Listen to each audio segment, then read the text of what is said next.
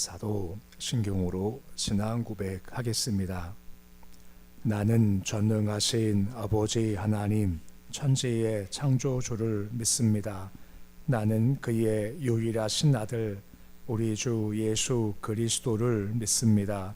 그는 성령으로 잉태되어 동정녀 마리아에게서 나시고 본디오 빌라도에게 고난을 받아 십자가에 못 박혀 죽으시고 장사된 지 사흘 만에 죽은 자 가운데서 다시 살아나셨으며 하늘에 오르시어 전능하신 아버지 하나님 우편에 앉아 계시다가 거기로부터 살아있는 자와 죽은 자를 심판하러 오십니다.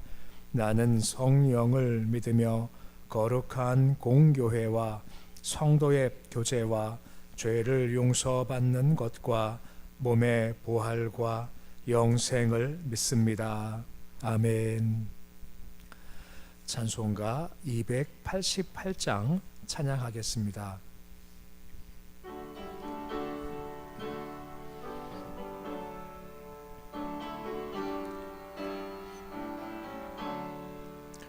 예수를 나의 구주 삼고 성령과 피로써 거듭나니 이 세상에서 내 영혼이 하늘의 영광 누리도다.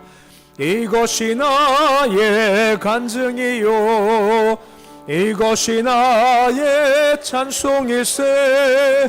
나 사는 동안 끊임없이 구주를 찬송하리로다. 온전히 주께 맡긴 내 영 사랑의 음성을 듣는 중에 천사들 왕래하는 것과 하늘의 영광 보리로다. 이것이 나의 간증이요 이것이 나의 찬송일세. 나 사는 동안 끊임없이 구주를 찬송하리로다. 주 안의 기쁨 누림으로 마음의 풍랑이 잔잔하니 세상과 나는 간 곳 없고 구속한 주만 보이도다. 이것이 나의 간증이요 이것이 나의 찬송일세. 나 사는 동안 끊임없이 구주를 찬송하리로다.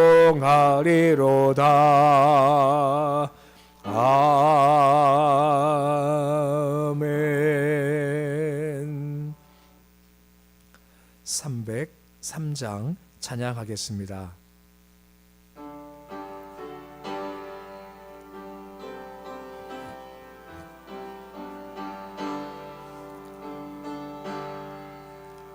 날 위하여 십자가에 중한 고통 받으사 대신 죽은 주 예수의 사랑하신 은혜여 보배로운 피를 흘려 영영 죽을 죄에서 구속함을 받은 우리 어찌 찬양 안 할까. 예수 안에 있는 우리 한량없이 즐겁고 주 성령의 위로함이 마음속에 차도다. 전국 음악 소리 같은 은혜로운 그 말씀 끊임없이 듣는 우리 어찌 찬양 안 할까. 이 세상의 모진 풍파 쉬지 않고 불어도 주님 안에 보호받는 우리 마음 편하다. 늘 깨어서 기도하고 저 천국을 바라며 주님만을 기다리니 어찌 찬양 안 할까. 오늘 말씀은 에스겔서 44장 10절에서 15절까지의 말씀입니다. 에스겔서 44장 10절에서 15절까지의 말씀입니다.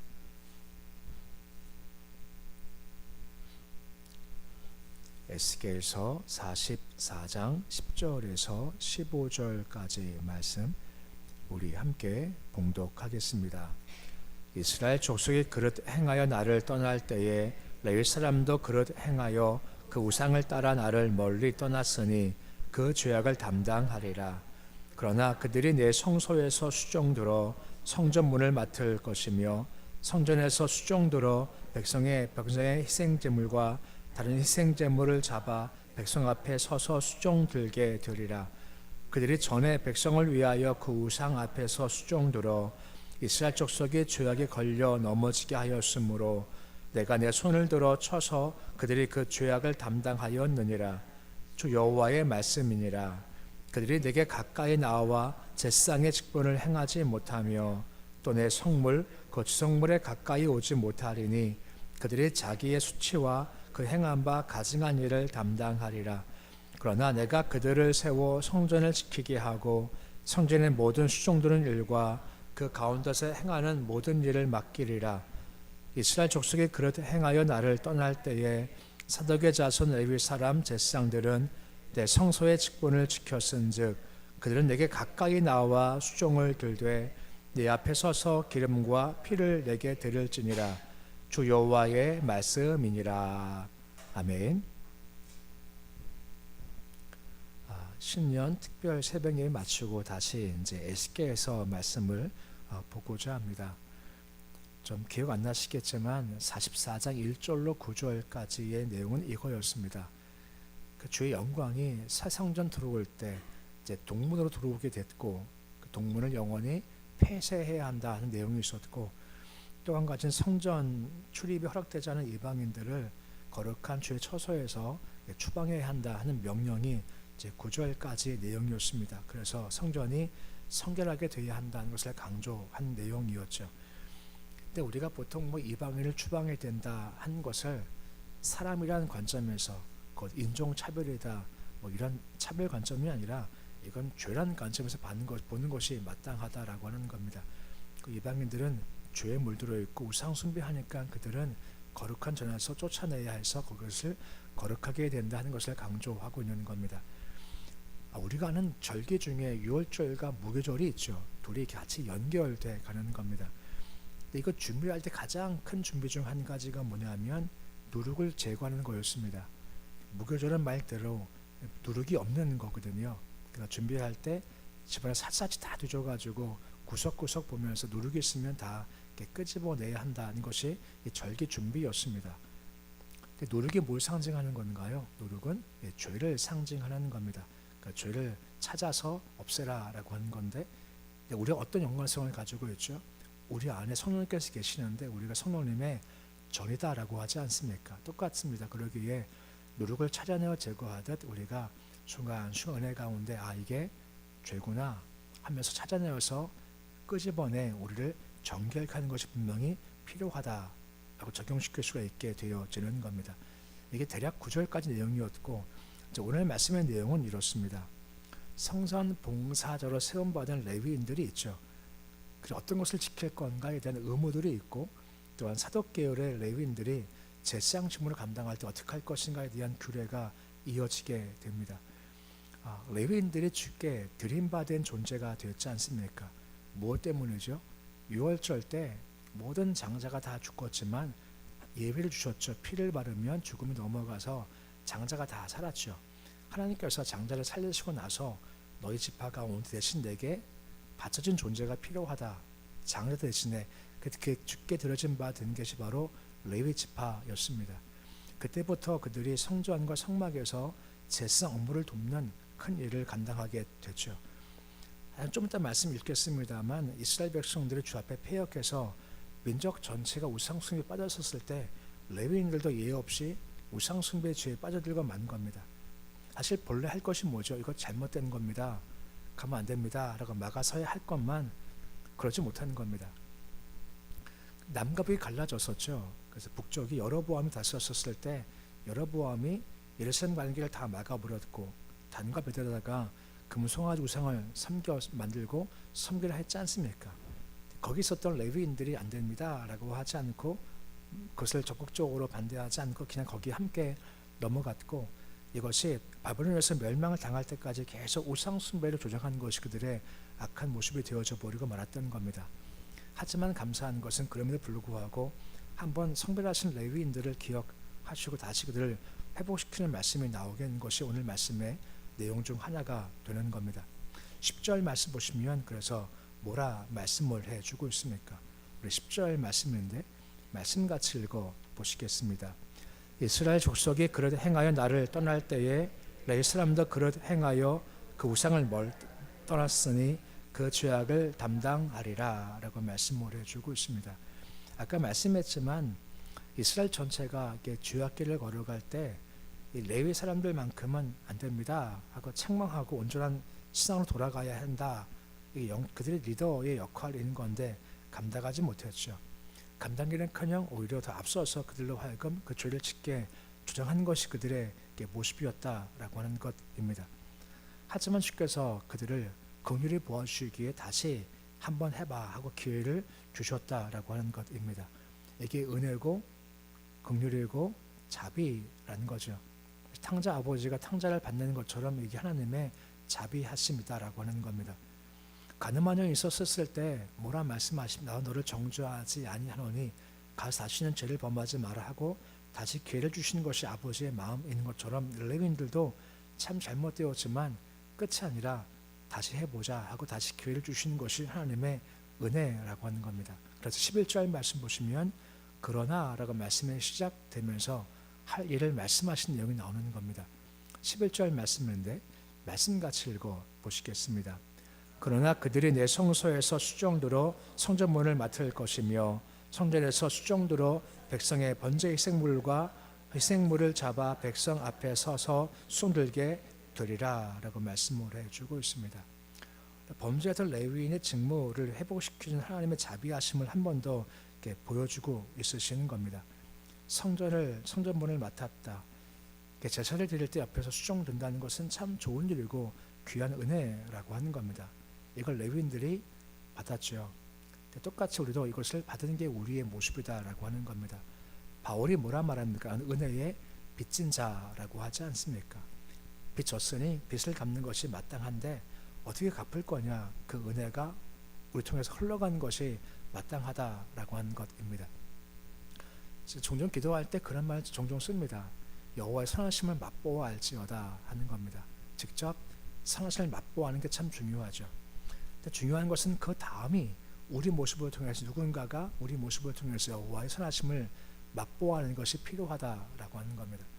그러니까 우리 통해서 은혜의 맛이 뭔지 알고 자비 맛이 뭔지 알고 사랑 맛이 뭔지 알게 하는 것이 필요하죠. 왜? 우리가 은혜를 자비를 긍휼을 우리가 이미 맛 보았지 않습니까? 내가 맛 보았기에 누군가한테 맛 보여주는 것이 필요한 자세라고 말씀해 주고 있는 겁니다. 그런 부담을 가지라는 겁니다. 사실 신앙은 부담이지 않습니까? 야, 나 아무 부담이 없어.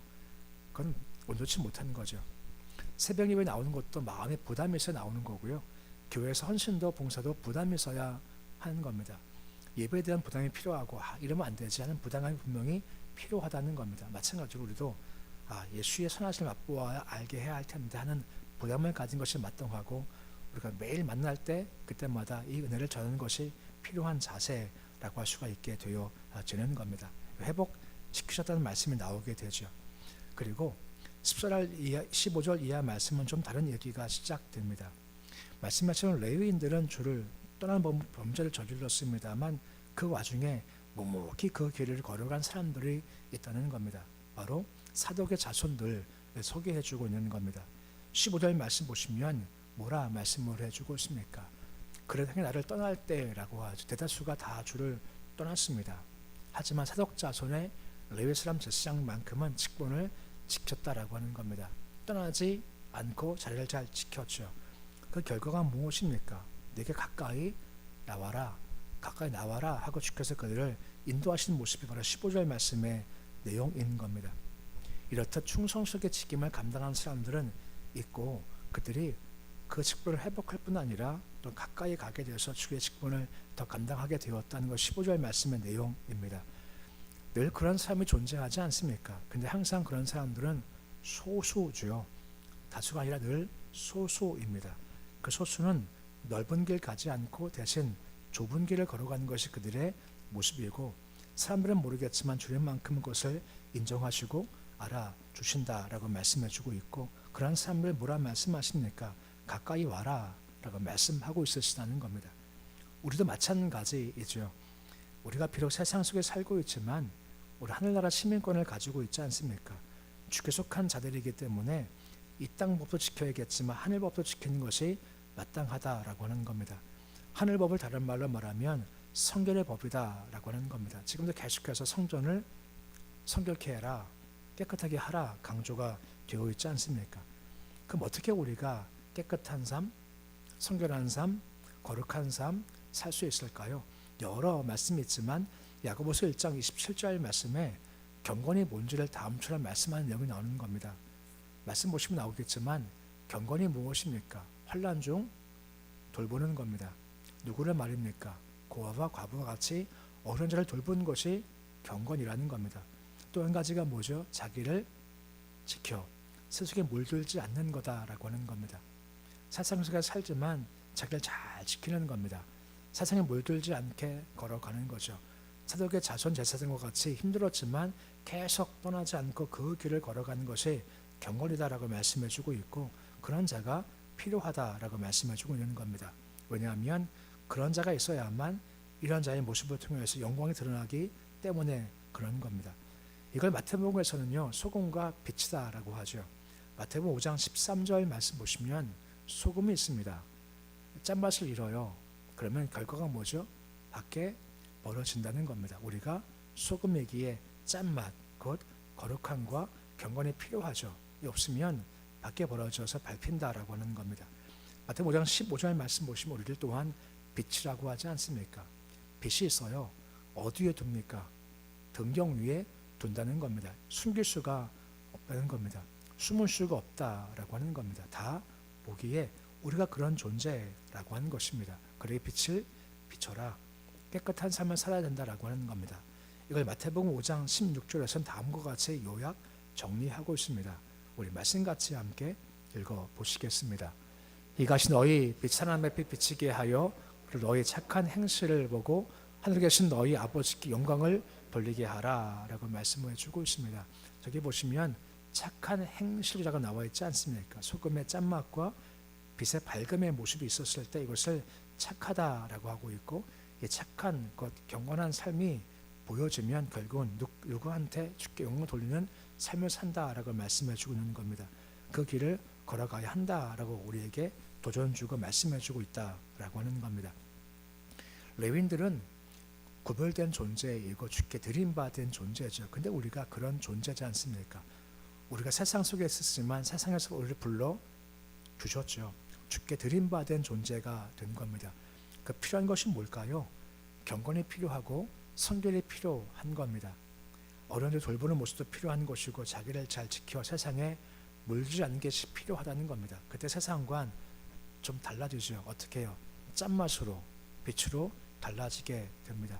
그래 가치가 높아진다라고 하는 겁니다. 그런 구별됨을 통해서 우리가 세상 속에 나가 영광을 돌리는 모습이 될 수가 있다는 것이고 그때 아까 말씀했지 않습니까? 레위의 사독 자손들을 뭐라 말씀하십니까? 가까이 와라, 가까이 와라, 가까이 불러 주신다라고 하는 겁니다. 주께 가까이 갈 수 있어야죠. 물론 우리가 예배를 통해서 기도를 통해서 가까이 갈 수 있지만 다른 한편에서는 우리가 경건한 삶을 살아갈 때, 깨끗한 삶을 살아갈 때 세상 속에 물들지 않고 그 길을 걸어갈 때 주께서 말씀하시죠. 내게 가까이 오라고 말입니다. 그 보화에 가까이 갈 수 있게 되어진다라고 하는 겁니다. 또 한 가지, 우리는 은혜가 없으면, 자비가 없으면 아무것도 아닌 것이 우리의 존재지 않습니까? 다시 레위인들을 다시 부르셔서 다시 교회를 주시는 은혜가 있지 않습니까? 우리가 그 은혜에 빚진 자입니다. 남은 것은 뭘까요? 빚진 자에게 빚을 갚아야죠. 어떻게 해요? 세상 속에 나가서 우리 보는 사람한테 이게 은혜구나, 이게 자비의 맛이구나, 이게 사랑 맛이구나, 긍휼 맛이구나 하고 맛보아하는 것이 마땅하다라고 하는 겁니다. 그때 뭐라 말씀하십니까? 내게 가까이 오라 말씀을 해주고 있다라고 하는 겁니다. 오늘 말씀을 기억하셔서 경건이 필요한 겁니다. 빚 갚는 게 필요한 겁니다. 그래서 우리가 그런 경건의 모습을 통해서, 은혜 갚는 모습을 통해서 주께서 내게 가까이 와라 하는 모습을 통해 더 주께 친밀히 나아가고 친밀한 교제 가운데 거하는 모습이 되실 수 있으시기를 우리 주 이름으로 축원해 드립니다. 기도하겠습니다. 아버지 하나님, 레위인들 우상 숭배할 때 자기만 걸어갈 뿐 아니라 많은 사람을 미혹해서 함께 걸어간 죄악을 범했습니다. 하지만 주님은 다시 그들을 용납하셨고 용서하셨고 다시 한번 해봐 하고 사역을 주셨습니다. 이 은혜가 그들을 살린 겁니다. 우리 마찬가지입니다.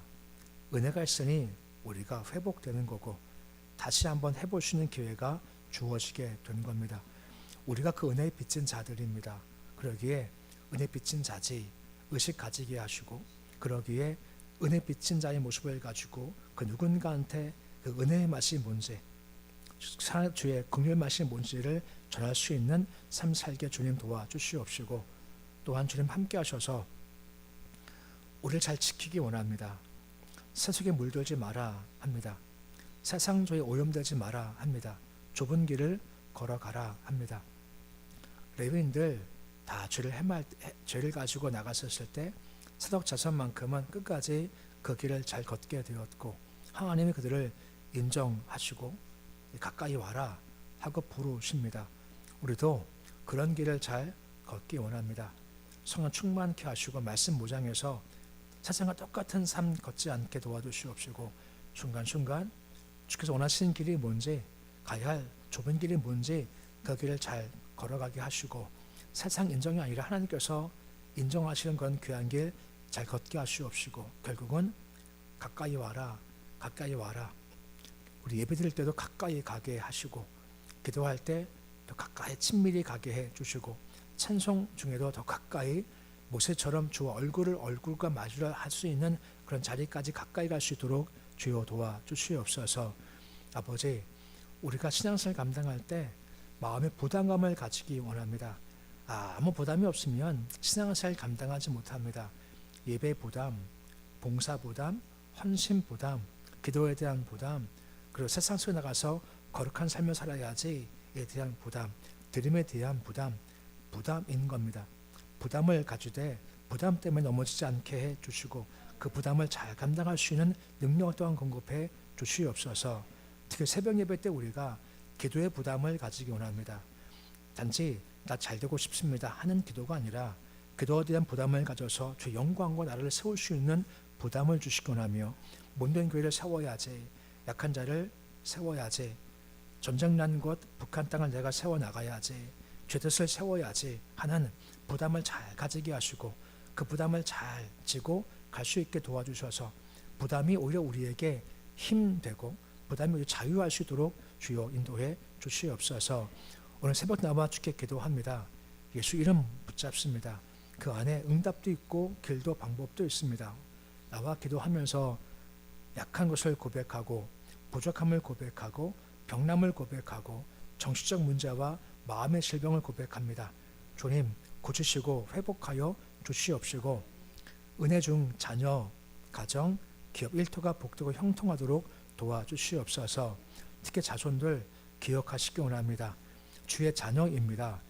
주께 주신, 잠시 맡겨주신 자녀인데 주 뜻에 맞게 잘 양육하기 위해서 더 기도하게 하시고, 더 주의 뜻 가운데 거하게 하시옵시고 우리 자손들 세상 격결에 빠져가지 않게 하시고 오직 예수 붙잡기 원합니다.